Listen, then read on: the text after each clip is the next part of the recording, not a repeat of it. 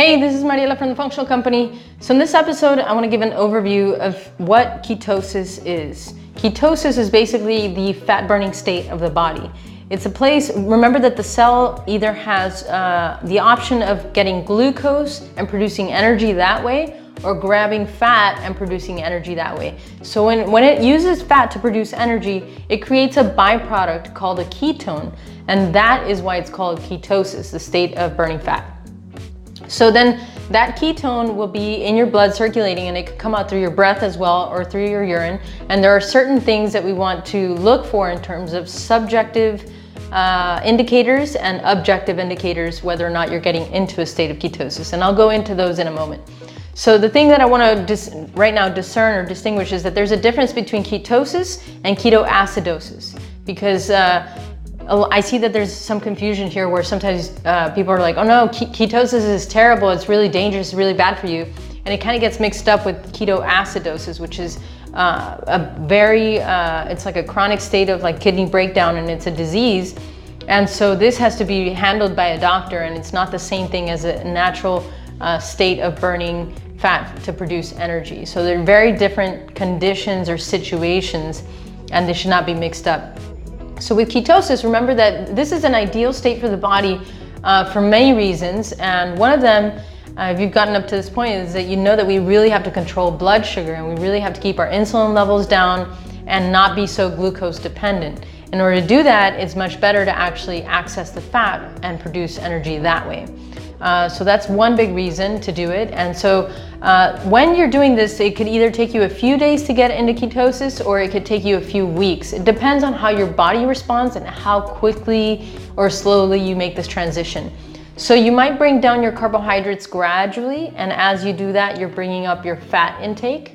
And so if that takes you a few weeks, that could also mean that it takes you a few weeks to get into ketosis. But some of you get really excited and you're just like, yes, I want to do this now. And so you slam down your carbohydrates, you really bring them down maybe to 20 grams, 30 grams, 40 grams of carbohydrates, mostly from green vegetables. And then you're bringing up your fat intake. And then you might also be able to add intermittent fasting, which will also shorten that time in terms of how quickly you can get into ketosis. And you could succeed in getting into ketosis in 3 to 5 days or something like that. Just depends on how quickly your body responds, how your metabolism is, how active it is, or how sluggish it is, and how much we really have to train it to burn fat for energy. But regardless of the time it takes, don't get discouraged, because remember that it's taken us several decades to get to where we are in terms of, we've been glucose dependent. We've trained ourselves to be glucose dependent. Now we're really shifting away from that. So 3 weeks in the whole span of things is really not that much time. But like I said, there are certain things that you want to look for in terms of subjective and objective indicators. So subjective basically just means from your own viewpoint, how do you feel, what do you perceive? And things that you're looking for is that your carb cravings or your sugar cravings go way down, your hunger level goes down, it's very steady throughout the day. When you do get hungry naturally, but it's not like, oh my gosh, I'm gonna kill someone if I don't get food. So that's definitely a plus. That's something you're looking for. Another thing is that your mood is nice and stable. You don't get irritable or hangry, things like that. Your mental focus is much better throughout the day. You don't get dips in energy throughout the day. So these are all the subjective things you're looking for.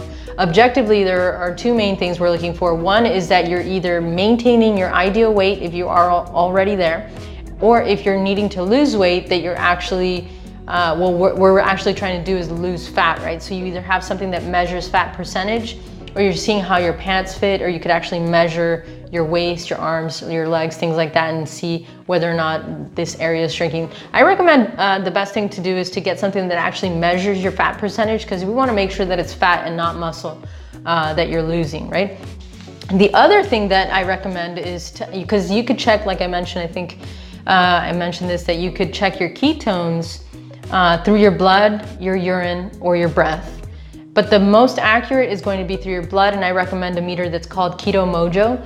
And so you could actually check your glucose and your ketones this way, and this will also help you to figure out whether or not you're in ketosis. I'll do a separate video explaining how to use it and exactly how to make the calculations for your glucose and your ketones. Right now, I just want to mention that this is a meter that you can use to actually check whether or not you're in ketosis, and if you are, then that's a really good, validation in terms of what you're already doing. And you can check it throughout the day. Like, check it when you feel awesome, and check it when you're really hungry, check it when you don't feel well. So you can kind of get, a little bit of feedback in terms of these numbers, and, oh, look at my numbers when I feel fantastic, and look at my numbers when I feel terrible. And you can just start to see what's happening inside of your body at that time. So it's a fantastic tool that I highly recommend. Keto Mojo is the tool. So overall, I just want to mention this about ketosis, right? It's a fat burning state of the body, and in the ketogenic diet is this fantastic tool that we can use.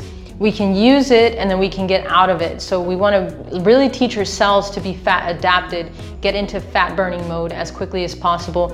And then you might get out of ketosis because you're either at a wedding and you're just going to feast for a couple of days, or maybe during your menstrual cycle, there are a couple days or a week where you might increase your carb intake on purpose, or you're an athlete and you're targeting carbohydrate intake at a specific time for competition, etc. But then you'll be able to go right back into ketosis after this consumption of carbohydrates. And that's what we want. We want our cells to be able to transition from glucose dependency and boom, be able to access fat with efficiency. That's the optimal state of the body, where it maintains us at our ideal weight with the best mood, best energy, best mental focus.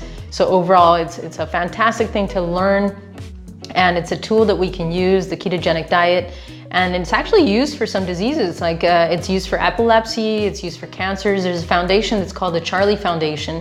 There's fantastic application, lots of education in terms of using it for these conditions, like I mentioned, with great success. So you can check them out, the Charlie Foundation. So it has a lot of applications, but it's great for long-term health, and it's great for certain applications in terms of diseases or chronic problems that are going on with the body. There's just something to understand, that it's a fat burning state, and that just means that your cells are actually accessing fat, and they're producing energy with fat, and as a byproduct, boom, ketones come into your blood, and that's why it's called ketosis. And that's why it's called the ketogenic diet, the diet that produces ketones through burning fat. Okay, hopefully that was helpful for you. Thanks so much for tuning in. Share this with somebody who you think could benefit, and I will see you on the flip side.